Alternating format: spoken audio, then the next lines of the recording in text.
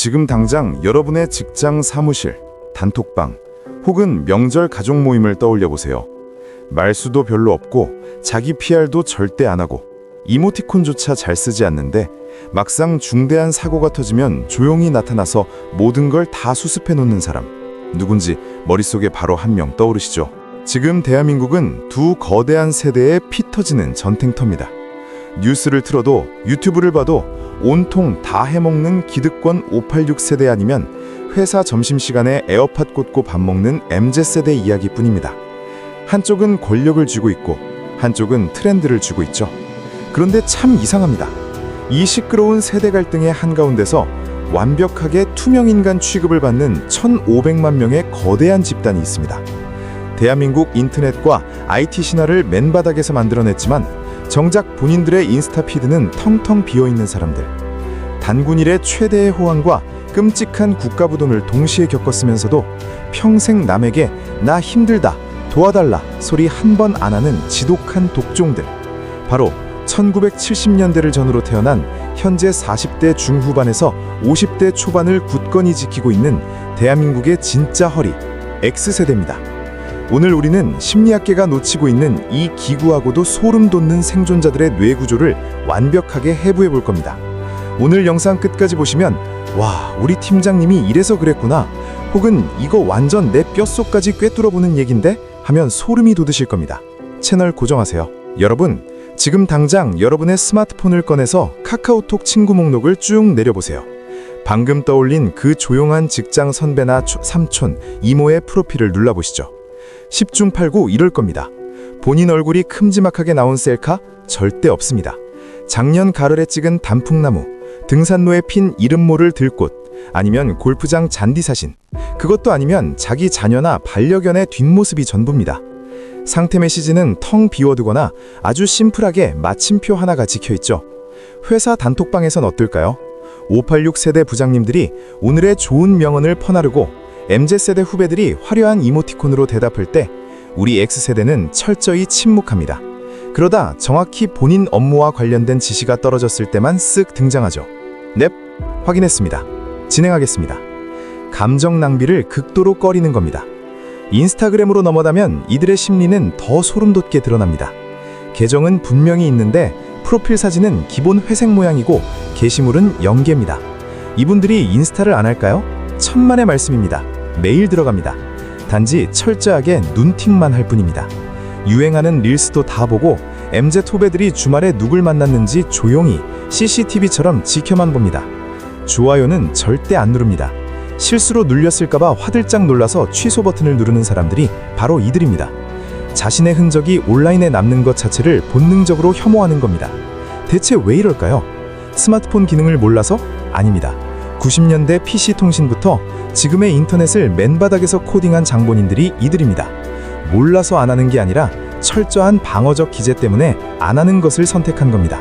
이 투명인간의 심리를 이해하려면 1980년대 초등학교 시절로 가야 합니다. 대한민국 경제가 폭발적으로 성장하던 80년대, 부모님들은 모두 돈을 벌러 산업전선으로 나갔습니다. 맞벌이가 당연해지던 시절, 학교가 끝나고 집에 돌아가면 아이들을 반겨주는 건 싸늘하게 식은 텅 빈 집이었습니다. 목에 굵은 나일론 끈을 걸고 다니던 이른바 열쇠 부대였죠. 스마트폰도 홈캠도 없었습니다. 8살짜리 꼬마가 스스로 가스불을 켜서 라면을 끓여 먹고 텅 빈 거실에서 정규방송 시그널이나 쳐다보며 부모님을 기다렸습니다. 이건 명백한 아동방치지만 그 당시 수백만 명이 공유하던 지극히 평범한 일상이었습니다.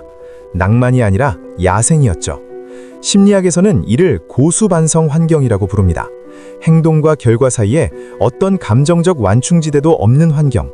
사고를 쳐도 지금처럼 마음을 어루만져주는 솔루션은 없었습니다. 학교에선 당국규대로 맞았고 집에선 파리채가 날라왔습니다. 이 지독한 야생은 X세대의 뇌를 근본적으로 재설계했습니다. 문제가 생겨도 아무도 나를 구하러 오지 않는다. 어차피 모든 건 내가 알아서 해결해야 한다.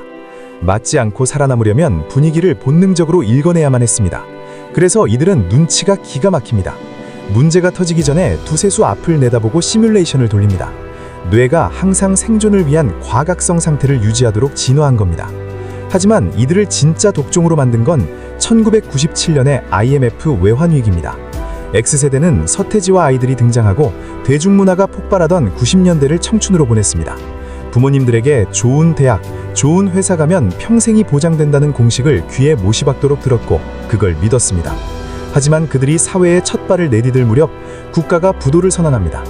평생을 바친 아버지들이 하루아침에 책상을 빼는 걸 목격했습니다. 성수대교가 무너지고 백화점이 붕괴했습니다. 세상에서 가장 견고하다고 믿었던 시스템이 모래성처럼 무너지는 걸 본 이 세대는 마음속 깊은 곳에서 세상에 대한 신뢰를 거둬들입니다. 이때 이들의 뇌리에 날카로운 명제가 박힙니다. 국가도, 회사도, 이 사회도 결코 나를 지켜주지 않는다. 심리학자들은 이를 방어적 비관주의라고 부릅니다. 겉으로는 웃으면서 다 잘 될 거야 라고 하지만 머릿속은 항상 최악의 시나리오, 플랜 B, 플랜 C를 짜고 있습니다. 비관주의자라서가 아니라 경험상 최악은 늘 예고 없이 찾아왔기 때문입니다.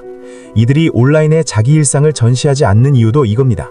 싸이월드 시절 흑역사가 박제되는 두려움을 겪었기에 눈에 띄면 표적이 된다는 걸 본능적으로 아는 겁니다. 프라이버시를 좋아요 몇 개와 절대 밭바꾸지 않는 뼈저린 방어술이죠. 자, 이제 이들이 일하는 직장으로 가보겠습니다.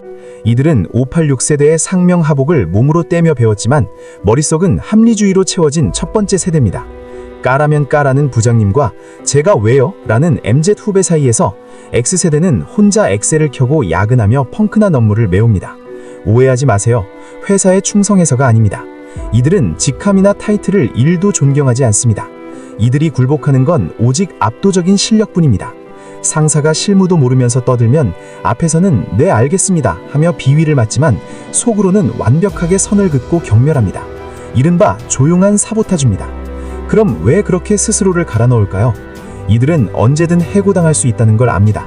그래서 조직에서 마지막까지 자를 수 없는 대체 불가능한 핵심 인력이 되기 위해 자신을 증명하는 겁니다. N잡녀가 유행하기 한참 전부터 살기 위해 부동산과 주식을 파고들던 대한민국의 원조 생존주의자들이 바로 이들입니다. 가장 안타까운 건 이들의 심리적 고립입니다. X세대는 위기가 닥쳤을 때 주변의 도움을 요청하는 비율이 압도적으로 낮습니다. 남에게 기대는 것 이퀄 나의 나약함 이퀄 실패라는 공식이 뇌에 깔려있기 때문입니다. 8살 빈집에서부터 혼자 해결하는데 너무 능숙해진 나머지 기대는 법 자체를 학습하지 못했습니다. 번아웃이 와도 본인의 정신력 탓을 하며 더 가혹하게 채찍질합니다. 이런 생존자들이 이제 지금의 10대, 20대 자녀들을 키웁니다. 여기서 묘한 딜레마가 생기죠. 본인이 겪은 빈집의 외로움을 물려주지 않으려 아이의 모든 걸 관리하는 헬리콥터 부모가 됩니다. 정서적 지지를 퍼붓죠. 하지만 밤이 되면 지독한 불안에 시달립니다. 이 배신이 난무하는 잔인한 세상에서 저렇게 온실 속 화초처럼 자라서 혼자 살아남을 수 있을까? 풍파를 온몸으로 맞고 기계를 직접 고쳐가며 물리적 세상을 통제해온 이들에게 보호만 받는 지금 아이들의 모습은 기쁨인 동시에 거대한 두려움입니다. 정리해보겠습니다. 대한민국의 X세대는 낭만과 야만이 공존하던 아날로그에 태어나 가장 빠르고 잔인한 디지털 시대를 맨몸으로 개척했습니다. 위아래 눈치 보라고 정작 자기 상처는 한 번도 돌보지 못한 완벽한 끼인 세대입니다.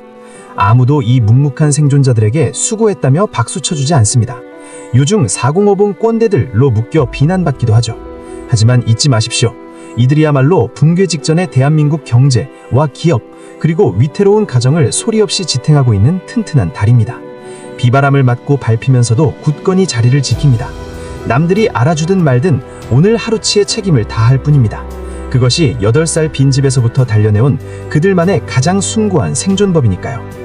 오늘 이야기가 묵묵히 가족을 지켜내는 스스로를 조금 대견하게 느끼게 해주었다면 혹은 도무지 속을 알 수 없었던 상사나 부모님의 고단한 뒷모습을 이해하게 해주었다면 조용히 구독과 좋아요를 눌러주십시오. 편안한 밤 되십시오. 감사합니다.